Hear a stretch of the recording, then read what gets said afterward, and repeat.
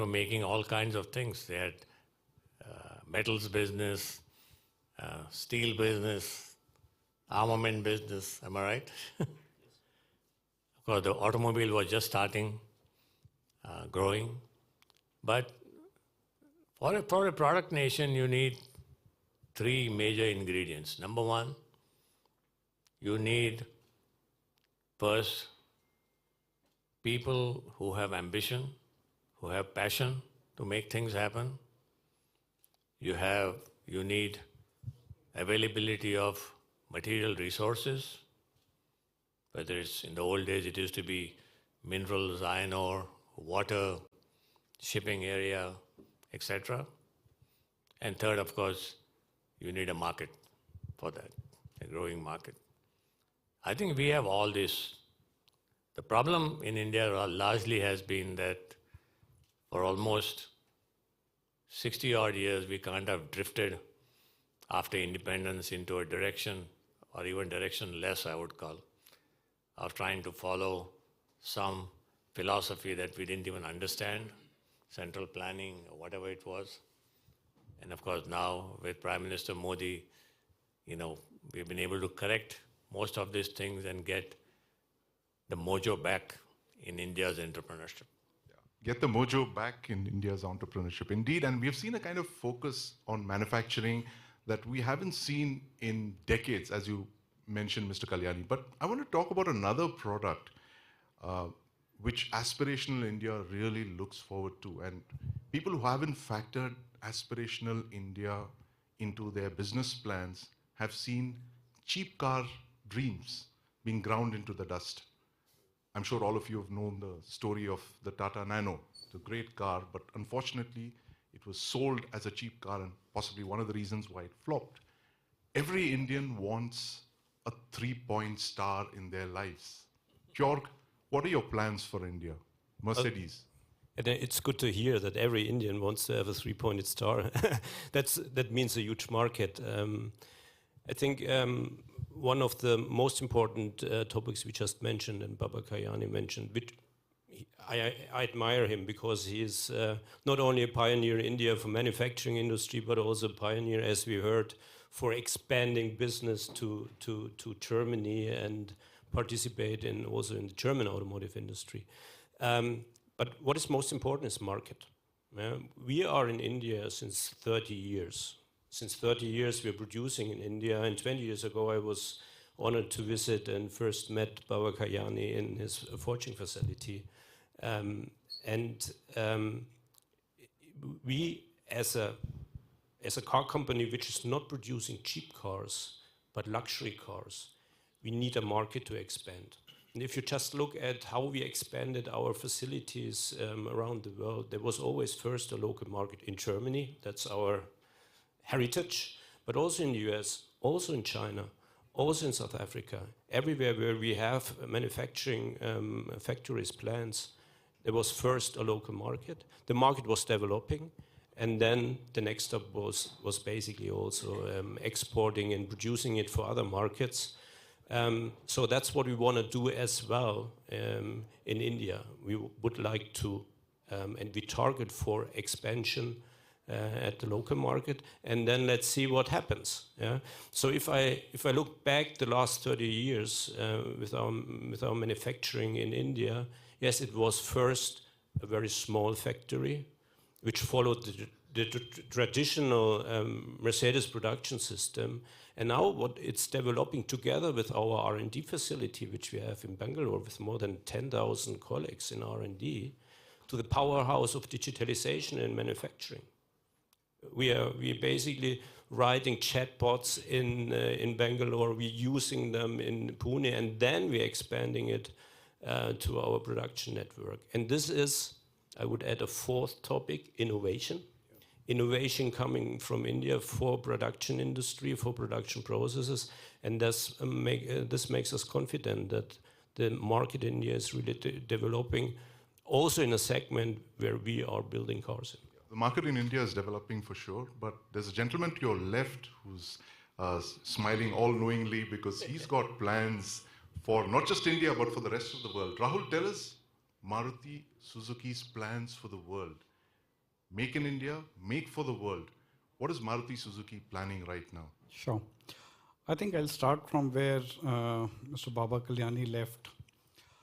The kind of aspiration we have for growth from, let's say, today till 2047, whether it is for Viksit Bharat or it is for our own enterprises, that ambition cannot be satisfied by the domestic market demand growth alone. We've done the numbers. So we need a larger share of the global trade. And why not? India currently has less than 2% of share of the global trade. There is every reason why we can take a much larger share and participate in the global value chain. The reason is that the manufacturing sector has been rightly identified as the single largest lever for economic growth for India, from a developing country to a developed country. It creates many, many jobs. Jobs are also created in the services sector, but many of these jobs rest on the manufacturing sector. I'll give you a small example. The insurance or finance services for purchase of a car. Now they come in the services sector, but they actually are spurred because of the manufacturing sector. So manufacturing sector can lead that journey. Automobiles are a good large chunk, 40% of manufacturing. And therefore, we also have a sense of responsibility. We are the largest car provider in India and export. So when we say make in India for the world, we have targeted to grow many-fold times in exports. So something like we've done 3 times in the past 4 years, and from where we are today, we are targeting 3 times in the next 6 years. So something like 9 times in 10 years. And in exports, there's nothing called market share. It's an ocean. You can get as much as you have an ambition for. So it's an opportunity share. So I think one can go even beyond that. And I would imagine many other Indian companies can do a similar trend. Right, absolutely. The animal spirits of India's private sector have been unleashed. But Sanjay, we were speaking just before this session about how India seemed to have completely skipped the manufacturing revolution. There seemed to be a erroneous belief that we could ride to become a global superpower only based on the services sector. And I was looking at some figures for shipbuilding, for instance. We are going to be the 3rd largest economy in the world a few years from now, but we account for just 0.06 of the world's ships built. We are number 22 in the list of shipbuilding nations, way, way behind, forget China, but even behind South Korea. Do you believe that the current focus of this government on manufacturing, which is, as we say in Hindi, der aaye par durust aaye, is that enough to power us into becoming the 3rd largest economy? As Mr. Kalyani was mentioning, the contribution of manufacturing has to be 12 times what it is presently. Sanjay. Thanks for this. I think, you've got some great success stories, but I think we shouldn't get fooled just by the success stories. We have to be honest. As you rightly said, we really missed the boat on manufacturing. I think 15% of GDP, you said, Baba? 15% of GDP. I think I'm not a manufacturing guy, but I come from a financial background and an investor. I think a couple of things that investors and FDI investors like Mercedes-Benz and others should look for, and which India completely missed the boat, is connectivity, logistics, and power cost.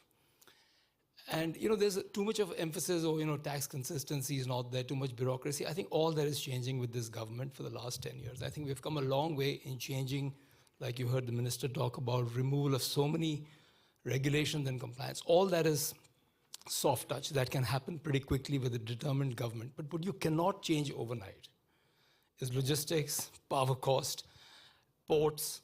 I just did a small study as an anecdote that, we've got pharma waiting at Nhava Sheva for three weeks because we don't have deep water draft and ships can't come in. Anyway, leaving that aside, I think this government is now very determined. If you look at the Gati Shakti program, you look at the national corridors that they're creating, there seems to be a much more holistic approach. But still, our logistic cost, last time I looked at it from our investment company, was 18% of GDP is logistic cost. Global standards are 6 to 8% is logistic cost. Okay, our power cost is 6 rupees a unit.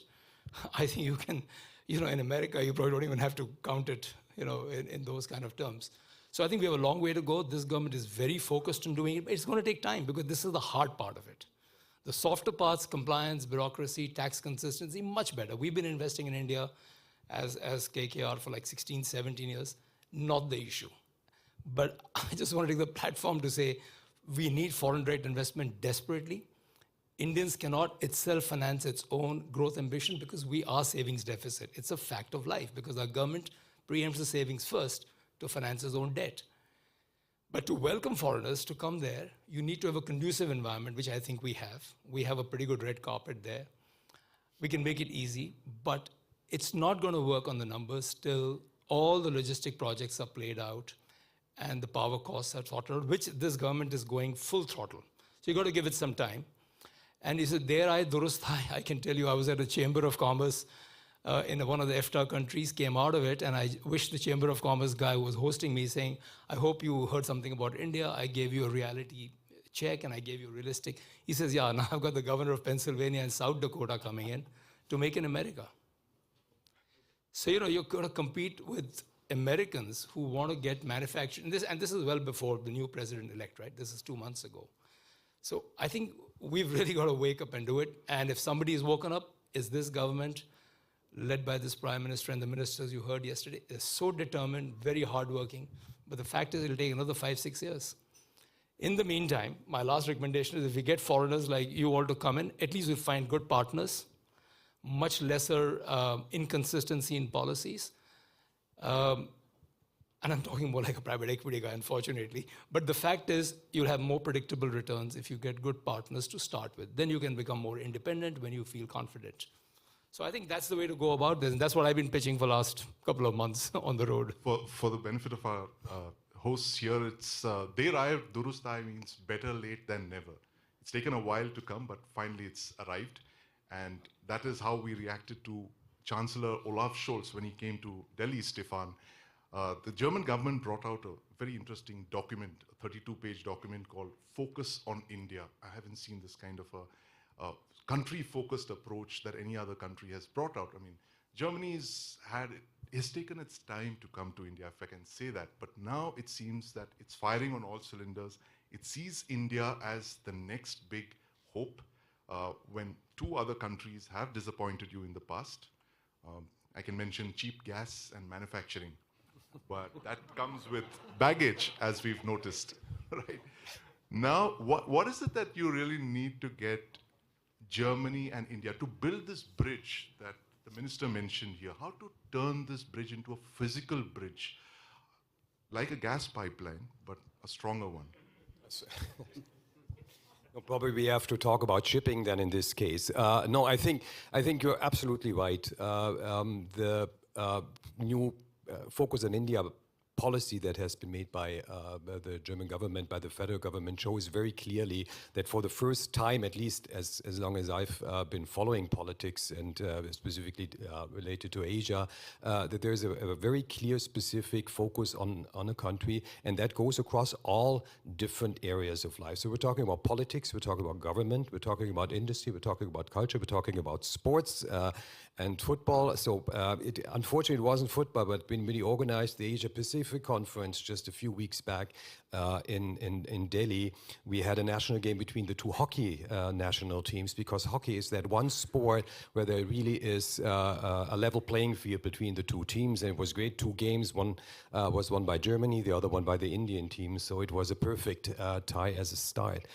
And now, basically, this shows that the German industry is now very much looking at, for many good reasons, at India.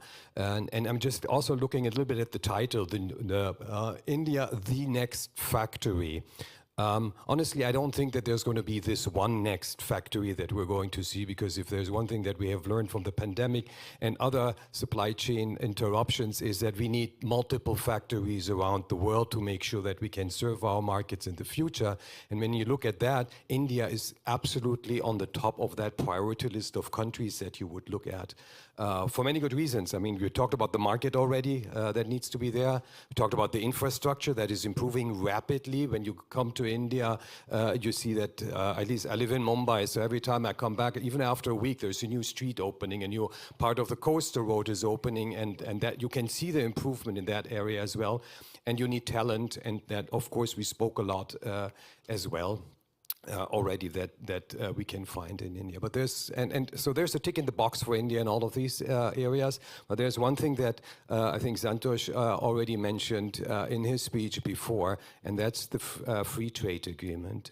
Because to become an industry hub, a production hub for the world, what you need is ease of doing business, in the sense of bringing components, raw materials into the country, processing them, and we know that ease of doing business in India has improved greatly, and then export again. And for this, you need a network of free trade agreements. So that would be my hope, because that would bring a new level and a huge potential for Indo-German trade or European-Indian trade, if we can really make some significant progress in that area. And that's, I think, what we are looking for, the industry is looking for, that this is going to come sometime soon. It's going to come. And in fact, Jörg, we were just looking at the air quality in Stuttgart this morning. The AQI is 16 in Stuttgart. New Delhi, where I come from, it's touching 400. We have difficulty breathing in Stuttgart. We have not seen clean air of this kind for several decades. Now, one of the reasons for pollution in Delhi is, of course, the automotive sector. It contributes something like 50% of all the pollution. Electric cars are seen as the future to reduce pollution, have environmentally sustainable transport. How can Mercedes-Benz partner with Indian companies to unleash that electric vehicle future? Or do you believe that it's actually a green hydrogen future we should be looking at? Well, for us, it's electric. It's not. It's right now. It's not green. If you look at the powertrain, it's not green hydrogen. It's electric. That's the way to go. For us, it's a little bit different in the truck industry, obviously, but for passenger cars, it's electric. Well, we were lucky to be early because we're already producing electric cars in our facility in Pune. For example, the EQS, I had the pleasure to be part of the delegation of the Chancellor Scholz in India some weeks ago, and we were driving around with the EQS in Delhi. I wouldn't say this caused better air quality, but if you scale that up, this will for sure have an impact. And we are looking for to expand our market position if the market grows for these cars. Our intention, our mission is to build the world's most desirable cars, also in India, for India, and then let's see what's coming. I wanna get back to what you just said. If you talk about exports, obviously a FTA, a free trade agreement, would be very, very beneficial, because producing cars in one country is the one thing. Producing cars for the world in one country is also depending on the framework, for example, the tariff framework. So it would be a big benefit in the future strategy as well, because then India can basically also use all the benefits, the framework, the right framework for growing in manufacturing full scale, a very competitive productivity rates, excellent quality coming out of our plant in Pune, and so on. I just mentioned digitalization of production processes, innovation, and so on. So I think there are a lot of very, very good advantages for India becoming really a powerhouse in manufacturing. Lots of potential there for India to become the powerhouse of manufacturing. But Mr. Kalyani, back to you again. You spoke about why India really needs to overinvest in manufacturing now. We've kind of missed the bus, missed the boat, and missed the merchant shipbuilding projects, but what is it that India can actually learn from Germany now, given the fact that this is possibly a once-in-a-generation opportunity, that you're looking at the government of India and the government of Germany talking very seriously about collaboration? What can we learn from Germany in the short term, Mr. Kalyani? You know, we always say in our country, you need to make products like the German products. So fundamentally, what it means is Germany has probably created the capability to make really the best class product. I wouldn't even say world class, best class products. I mean, whether it's their cars, whether it's their machine tools, whether it's their equipments, they really do a fantastic job of engineering and converting the engineering into a product. I used to be on the Bosch advisory committee for 17 years. Bosch also has its headquarters right next door. And I've seen almost every facility of Bosch in Germany and outside Germany. And how Bosch transformed itself from diesel fuel injection to everything else that they do today is just amazing. Now that's what Germany can do. It can teach us how to do this transformation, how to do this transition. So I think building a close relationship with Germany, a close bridge with Germany, encouraging German companies to come and invest in India to produce, opening up our markets, and what Mr. Birza says, yeah, we need to have some kind of trade agreement with Germany and with the EU. Only my precaution, one word of caution is we need to be very careful that China doesn't use it to dump products into India and get us out of business. As I recall a certain conversation in a train compartment in New Delhi about a month ago. Thank you very much, Mr. Kalyani, for putting that into perspective. Thank you, gentlemen, for your thoughts and views. You've actually captured a German word, if I may use that, zeitgeist. You've captured the zeitgeist of 2024, India, Germany, the partnership that could power the next factory of the world. Thank you very much for joining us. Thanks. Thank you.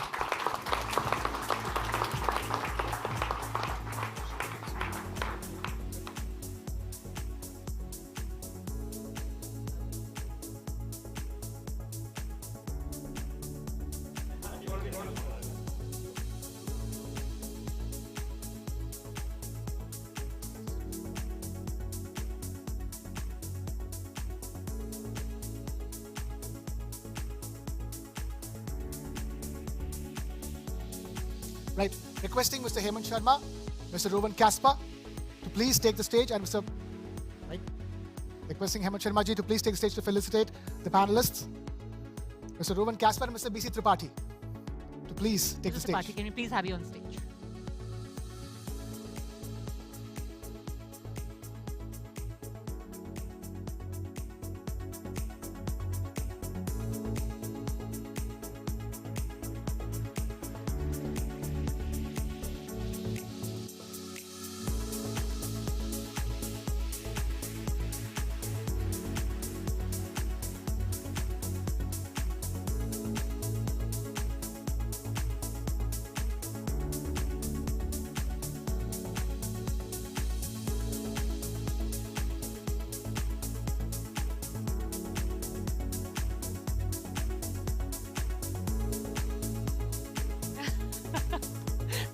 Thanks very much, Hemant ji. Thank you, Mr. Tripathi. Can we please have you here for the picture?